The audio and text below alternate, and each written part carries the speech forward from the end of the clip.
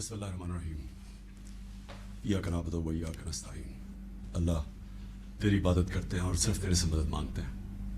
मेरे पाकिस्तानियों, तकरीबन 26 साल पहले जब मैंने तहरीक इंसाफ शुरू की तो उसके प्रिंसिपल्स मैं फिर से आपको रिपीट करता हूँ, क्योंकि ये कभी 26 साल ये प्रिंसिपल चेंज नहीं हुए मेरे। इय्याक नअबुदु व इय्याक नस्तईन, खुददारी, तहरीक का नाम इंसाफ और फिर फलाई रियासत और इंसानियत। ये 3 प्रिंसिपल्स थे जो जब से मैंने ये पार्टी शुरू की इन 3 प्रिंसिपल्स पे मैं चला हूँ। तो मैं 2 के ऊपर आज बात करना चाहता हूँ खास तौर पे। एक है खुददारी और दूसरी इंसाफ। जो सुप्रीम कोर्ट का फैसला आया, मायूसी हुई मुझे, लेकिन मैं ये वाजे कर दूं कि सुप्रीम कोर्ट और पाकिस्तान की अदलिया की मैं इज्जत करता हूँ।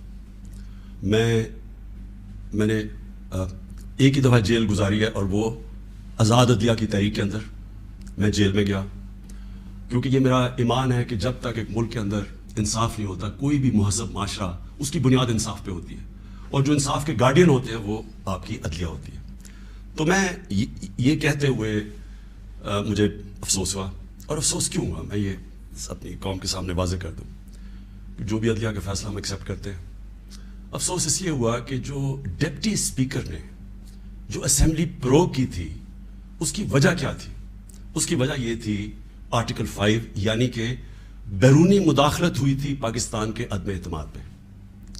तो मैं ये चाहता था कि सुप्रीम कोर्ट कम से कम इसको देखता तो सही। ये बड़ा सीरियस इल्ज़ाम है कि एक बाहर से मुल्क आपके अंदर एक पूरी साजिश करके एक गवर्नमेंट को उसके खिलाफ साजिश करके उसको गिराता है। तो इसकी इतना सीरियस एलिगेशन थी कि मैं चाहता था कि इसकी कोई प्रोब हो।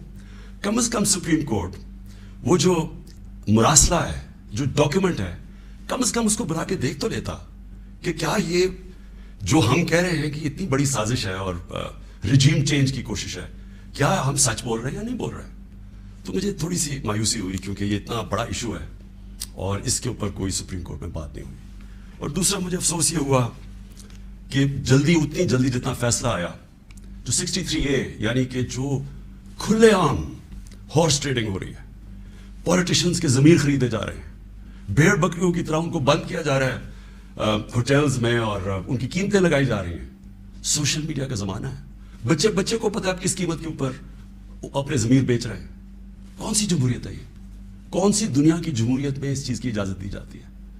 और जो सबसे बड़ा इंसाफ का फोरम है अदलिया, उससे हम एक्सपेक्ट करते थे कम से कम इसके ऊपर और कुछ नहीं तो सो मोट एक्शन ले, क्योंकि ये तो एक मजाक बन गया है पाकिस्तान की डेमोक्रेसी का। क्योंकि ये तो कहीं इतने खुलेआम तो मेरे ख्याल में बनाना रिपब्लिक्स में भी नहीं सियासतदान नहीं बिकते जो ये बिक रहे थे और बिक रहे हैं। और वो देखें अभी जो पंजाब में हो रहा है, कभी वो वारी के अंदर लोग बंद है जनाब, उनको निकल रहा है गार्ड्स। तो ये तो कोई जमहूरियत नहीं है। लेकिन इससे जो सबसे तकलीफदेह चीज़ है कि देखिए, एक कौम जिसकी 60% से ज़्यादा आबादी 30 साल की उम्र से कम है, ये हमारी यूथ है, ये हमारा फ्यूचर है। और फ्यूचर को आप अगर गाइड नहीं करेंगे, उनकी तरबियत नहीं करेंगे, उनकी अखलाकियात को उठाएंगे नहीं, इस तरह की चीज़ें करेंगे, तो वो भी ये समझेंगे कि अगर मुल्क के जो लीडरशिप है, ये रिप्रेजेंटेटिव्स हैं, ये अगर रिश्वत दे के लोगों को खरीद रहे हैं, कोई बिक रहा है, कोई खरीद रहा है, तो उनकी हम क्या मिसाल पैदा कर रहे हैं? यानी ये किस तरफ जा रहा है पाकिस्तान। और ये पहले भी यही शरीफ बरादरान ने शुरू की थी, चांगा मांगा, आज से कोई 30-32 साल पहले। ये तब शुरू हुआ था ये भेड़ बकरियों की तरह सियासतदान को खरीदना, और तब से सियासत और नीचे गई है कि जैसे लोगों को ये पता चला कि ये बिक रहे हैं, लोगों से वोट लेके आ रहे हैं कि हम आपकी बड़ी खिदमत करेंगे, वहां जाके लोगों की वोट लेके अपने ज़मीर बेच रहे हैं। और फिर रिजर्व सीट्स वाले बिक रहे हैं। रिजर्व सीट्स तो एक तोहफा देती है एक पार्टी किसी को, वो बिके हुए हैं, वो खुलेआम बिक के और वो दूसरी तरफ गए हुए। तो मैं सिर्फ एक अब एज ए पाकिस्तानी बात कर रहा हूँ कि जो एक ख्वाब देखता था और शुरू से कि एक बड़ा हमारा अजीम मुल्क बनेगा, और मेरी ये कभी ख्वाब नहीं गई मेरे से। मेरा ये बिलीफ है कि इस मुल्क ने बड़ा एक अजीम मुल्क बनना है, और ये एक स्ट्रगल है उस तरफ जाने के लिए। लेकिन ये बहुत बड़ा धचका लगता है उस स्ट्रगल को जब आप ये तमाशा देख रहे हैं। तो दोनों चीज़ें बड़ी सीरियस हैं मुल्क के मुस्तकबिल के लिए। तो मैं सिर्फ मेरी मायूसी यहाँ तक है, हमने अदलिया का फैसला तस्लीम किया, लेकिन मैं इस पर ज़रूर मायूस हूँ कि ओपनली जब ये चीज़ें हो रही हैं पाकिस्तान में, इसके लिए कोई सीरियसनेस नहीं है। यानी जो भी इंसाफ के इदारे हैं, जो हमारे पब्लिक है, یہ جب تماشا دیکھ رہی ہے تو میں ایکسپیکٹ کر رہا ہوں کہ کوئی بھی اس کے اوپر جو میں میری زندگی کتنے 20 گرمیاں گزری ہیں انگلینڈ میں، اور کافی اور بھی میں نے ٹائم گزارا، دنیا ٹریول کرتا تھا، کرکٹ میں ساری دنیا میں گیا ہوں. میں نے کبھی اس طرح کی چیز کسی بھی ویسٹرن ڈیموکریسی کے اندر نہیں دیکھی، کبھی سنا بھی نہیں ہے. نہ کوئی سوچ سکتا ہے کسی کو خریدنے کا، نہ کوئی اپنے آپ کو اپنا ضمیر بیچنے کا سوچ سکتا ہے، کیونکہ معاشرہ اس کے خلاف کھڑا ہو جاتا ہے. جو میں نے اپنے لوگوں کو امر بالمعروف پہ بلایا تھا یہاں اسلام آباد میں، وہ اس لیے بلایا تھا کہ میں نے اپنی قوم کو یہ بتا رہا تھا آپ کی ذمہ داری ہے کہ جب آپ ایسی چیز دیکھتے ہیں، اگر آپ بدی کو کچھ نہیں کرتے، روکتے نہیں، وہ پھیل جاتی ہے معاشرے میں. وہاں جو میں نے دیکھا ہوا ہے ان معاشروں کے اندر جو مسلمان بھی نہیں ہیں، آپ یقین کریں جس طرح وہ امر بالمعروف پہ کھڑے ہوتے ہیں، میں تو کسی مسلمان معاشرے کو بھی اس طرح نہیں کھڑے ہوتے دیکھا. آپ ہمارے بیرون ملک پاکستانی ہیں، کبھی ان سے پوچھیں تو صحیح کہ کس طرح وہ معاشرے اچھائی کے ساتھ کھڑے ہوتے ہیں، بدی کے خلاف ہوتے ہیں، حق کے اوپر کھڑے ہوتے ہیں، باطل کے خلاف کھڑا ہو جاتے ہیں، قوم کھڑی ہو جاتی ہے. جب برطانیہ میں 20 لاکھ لوگوں کے ساتھ میں نے بھی مارچ کیا آج سے 20 سال پہلے عراق وار کے خلاف، تو برطانیہ کو فائدہ ہو رہا تھا عراق وار سے، وہ تیل کی جنگ تھی، لیکن لوگوں نے نکلے، انہوں نے کہا بڑا غلط کر رہے ہیں آپ، جھوٹ بول رہے ہیں، تو قوم نکلی. یہ زندہ قوم کی نشانی ہے. تو میری آج اپنی قوم سے بھی یہ ہے کہ وہ، اور میں آپ کو بعد میں اس کے اوپر بھی آؤں گا جب اپنی تقریر ختم کروں گا کہ آگے ہم نے کرنا کیا ہے. لیکن میں اپنی قوم کو بھی کہتا ہوں کہ اگر آپ اس طرح کی چیز کہ ایک باہر سے سازش ہو کے گورنمنٹ کر رہی ہے اور وہ پلان کر کے پورا ایک پلاٹ ہے جس کے اوپر میں ابھی بات بتاتا ہوں، تو یہ آپ نے اپنے آپ کو بچانا ہے. جو اپنے بچوں کا مستقبل بچانا چاہتا ہے اس ملک میں، آپ اگر اس کے خلاف نہیں کھڑے ہوں گے، کسی نے اور آ کے آپ کو نہیں بچانا. قوم کھڑی ہوتی ہے اس کے اوپر، یہ بدی کے خلاف. اب میں آتا ہوں جی، یہ جو مراسلہ ہے یہ کیا ہے. پہلے تو یہ سمجھیں اس کو ایک سائفر ایک ہوتا ہے. سائفر کا مطلب کیا ہے؟ سائفر یہ ہوتا ہے کہ ہماری جو ایمبیسیز ہوتی ہیں باہر، وہ فورن آفس کو ایک کوڈڈ میسج میں سیکرٹ میسجنگ کرتی ہے کہ جو بھی ان کی انٹریکشن دوسرے ملکوں میں ہو رہا ہوتا ہے. ویکی لیکس کا آپ کو سنا ہوگا چند سال پہلے، وہ کیا تھا؟ وہ یہی تھا کہ امریکن ایمبیسیز جو اپنے سیکرٹ ڈاکیومنٹس بھیج رہی تھی، وہ کسی نے ان کو ایکسپوز کر کے وہ پبلک میں آ گئی، وہ ویکی لیکس تھی. تو اسی طرح جو آپ کا یہ جو سائفر میسج آتی ہے، یہ ٹاپ سیکرٹ ہوتی ہے. کیوں نہیں میں وہ کاغذ پبلک میں دے سکتا؟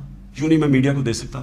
کیونکہ اس کے اوپر کوڈ ہوتی ہے، اور اگر ہم وہ سائفر پبلش کر دیں تو باہر کی دنیا کو پتہ چل جائے گا کہ پاکستان کی کوڈ کیا ہے، لہٰذا ہماری جو جتنی بھی سیکرٹ انفارمیشن ہے وہ ساری ایکسپوز ہو جائے گی. اس لیے میں یہ پبلک کو نہیں دے سکتا. لیکن آپ یقین کریں کہ میں اتنا میرا دل ہے کہ پبلک یہ خود اپنی آنکھوں سے دیکھے کہ یہ کیا تھا. اب میں آپ کو بتاتا ہوں یہ ہوا کیا. ہوا یہ کہ ہمارا امریکہ میں جو امبیسڈر تھا اس کی ایک ملاقات ہوئی امریکن آفیشل کے ساتھ. اب امریکن آفیشل جو تھا اس کی بس صرف میں تھوڑی سی بات آپ کو بتاتا ہوں کہ اس نے کہا کیا. اس نے پہلے کہا کہ جی عمران خان کو روس نہیں جانا چاہیے تھا. وہ بڑا اس نے کوشش کی امبیسڈر نے بتانے کے لیے کہ اس کی وجوہات، ایک کنسنسس تھا، پہلے سے پلان بنا ہوا تھا. لیکن اس نے کہا نہیں، صرف عمران خان نے فیصلہ کیا. پھر وہ جو کہتا، اور میں یہ چاہتا ہوں آپ قوم ذرا غور سے میری بات سنیں کہ اس نے کہا کیا. اس نے کہا کہ اگر آپ عمران خان کو اور اس نے کہا ابھی عدم اعتماد درج نہیں ہوا تھا پاکستان میں، اس سے پہلے یہ کہہ رہا ہے، یعنی اسے پتا تھا کہ عدم اعتماد آنے والی ہے. کہتا کہ اگر عمران خان اس میں سے بچ جاتا ہے عدم اعتماد سے، تو پاکستان کو بڑا مشکل یعنی کانسیکوینسز فیس کرنے پڑیں گے. تکبر دیکھیں کہ اگر عمران خان یعنی سٹنگ پرائم منسٹر اگر وہ نہیں ہٹتا اس میں سے تو پاکستان کو نقصان ہوگا. اور پھر کہتا لیکن اگر وہ ہار جاتا ہے تو پاکستان کو معاف کر دیا جائے گا. یعنی یہ بھی نہیں اس نے کہا کہ اگر وہ نہیں آتا تو جو بھی دوسرا آئے گا پہلے ہم دیکھیں گے وہ کیا کر رہا ہے پھر ہم اس کو معاف کریں گے. نہیں، اس نے کہا جو بھی آئے گا معاف کر دے گا. یعنی کہ اس کو پتا تھا کہ کس نے آنا ہے، کس نے اچکن سلوائی ہوئی ہے، کون تیاری میں بیٹھا ہوا ہے، اسے سب پتا تھا، تو اس کو معاف کر دیں گے. اب میں آج آپ کے سامنے میں اصل میں جو بات کرنا چاہتا ہوں وہ یہ ہے کہ دیکھیں ہم 22 کروڑ لوگ ہیں. 22 کروڑ لوگوں کے لیے کتنی توہین ہے کہ ایک حکم دے رہا ہے 22 کروڑ لوگوں کے الیکٹڈ سربراہ کو. وہ پتہ نہیں وہ کس کو حکم دے رہا ہے، کیونکہ میں تو چیف ایگزیکٹو ہوں، مجھے نہیں دے رہا، وہ کسی کو کہہ رہا ہے